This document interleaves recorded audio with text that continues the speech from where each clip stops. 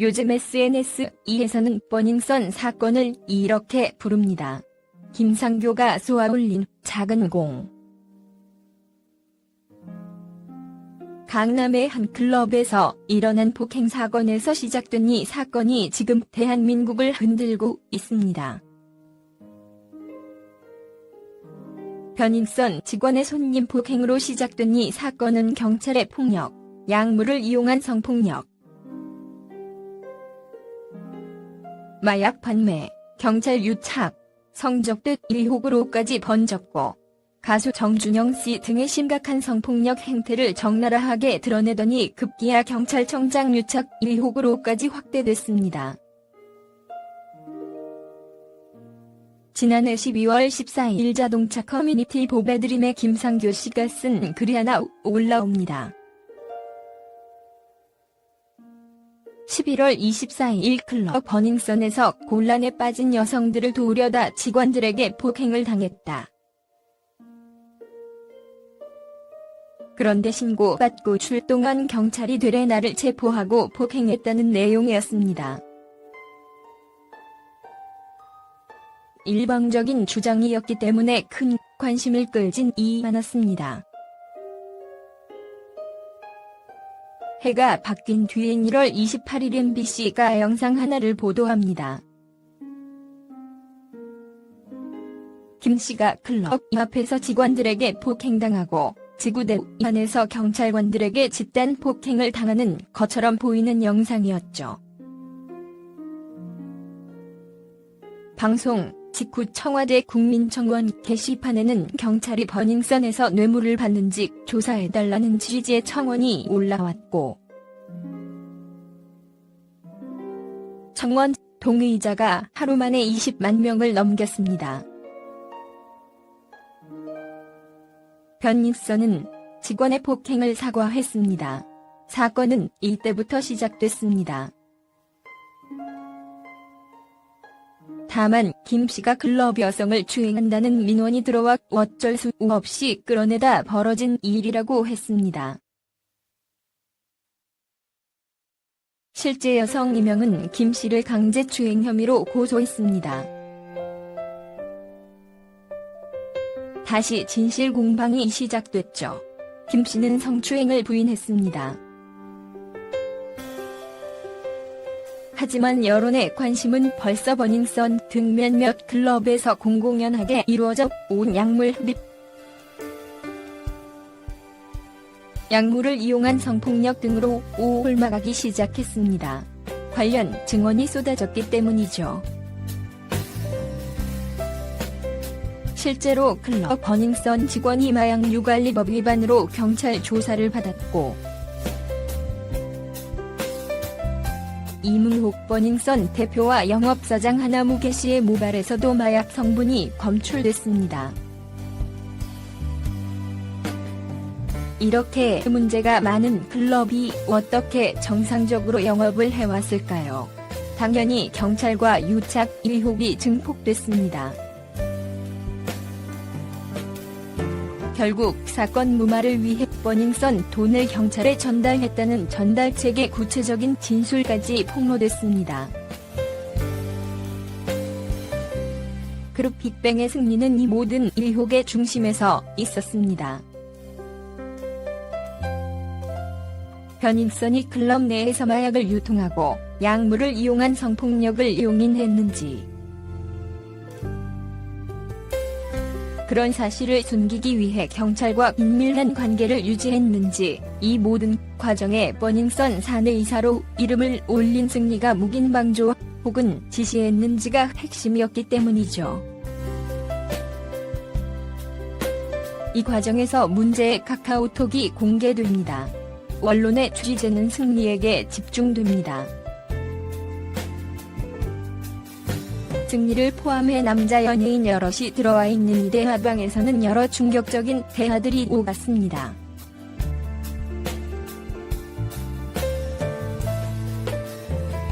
그 중 하나가 승리가 성접대를 지시하는 듯한 내용의 대화였죠.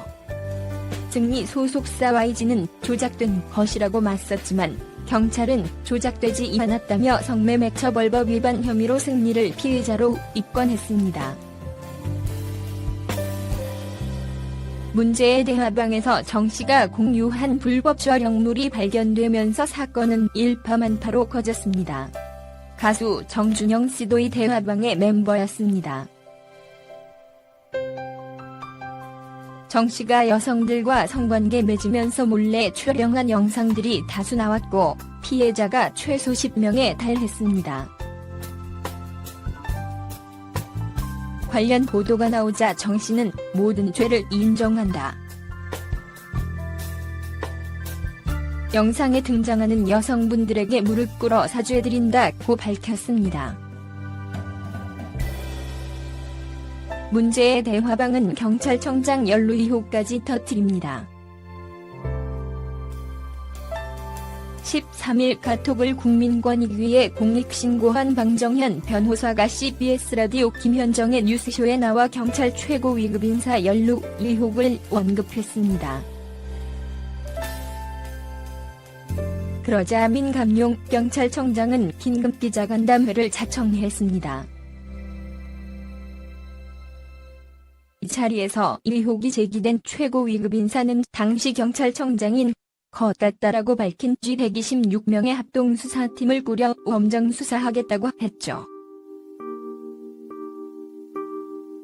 반면 권익위는 경찰 연루 의혹을 검찰로 넘겼고 검찰도 조만간 수사에 착수할 기세입니다.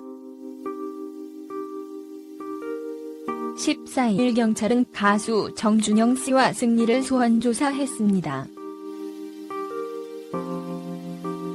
13일은 김 씨가 클럽 버닝썬에서 폭행을 당했다고 신고한 지 110일째 되는 날입니다.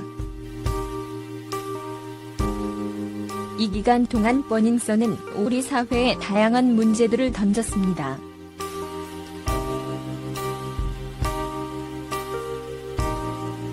경찰과 유흥업소의 유착, 클럽 내 성폭력, 여성 착취에 기반한 유흥업, 마약 문제 등이었죠. 그런데 지금 세간의 관심은 섹스 스캔들로 급격히 올라가고 있습니다. 피해 여성이 누구라더라라는 식의 보도가 이어지면서 마약, 성폭력, 경찰과의 유착 등 본질은 사라지고 2차 피해자만 양산되고 있습니다.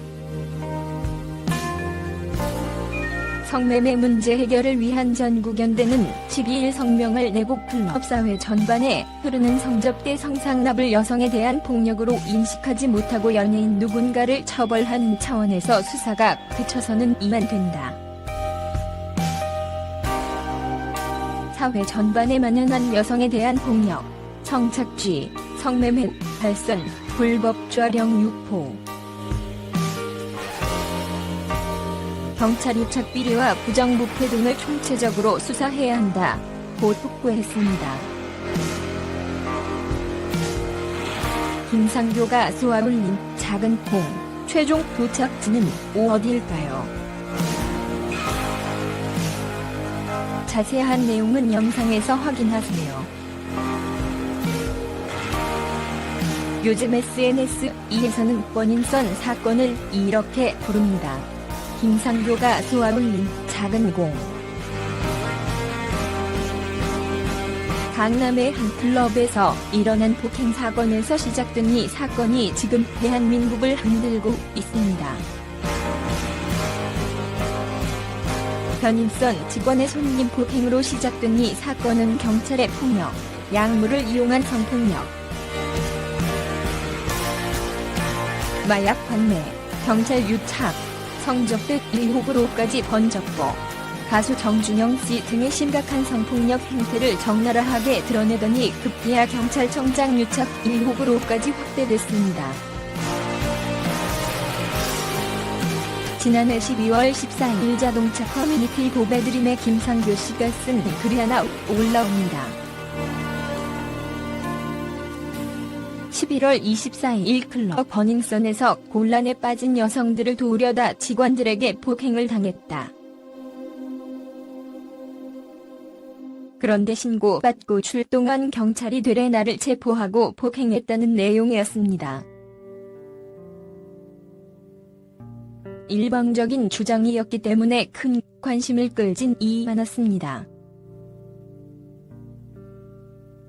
해가 바뀐 뒤인 1월 28일 MBC가 영상 하나를 보도합니다. 김씨가 클럽 앞에서 직원들에게 폭행당하고 지구대 안에서 경찰관들에게 집단 폭행을 당하는 것처럼 보이는 영상이었죠. 방송 직후 청와대 국민청원 게시판에는 경찰이 버닝썬에서 뇌물을 받는지 조사해달라는 취지의 청원이 올라왔고, 청원 동의자가 하루 만에 20만 명을 넘겼습니다. 버닝썬은 직원의 폭행을 사과했습니다. 사건은 이때부터 시작됐습니다. 다만 김씨가 클럽 여성을 추행한다는 민원이 들어와 어쩔 수 없이 끌어내다 벌어진 일이라고 했습니다. 실제 여성 2명은 김씨를 강제추행 혐의로 고소했습니다. 다시 진실 공방이 시작됐죠. 김씨는 성추행을 부인했습니다.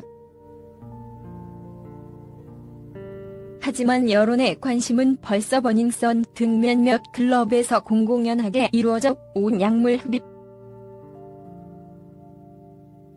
약물을 이용한 성폭력 등으로 올라가기 시작했습니다. 관련 증언이 쏟아졌기 때문이죠.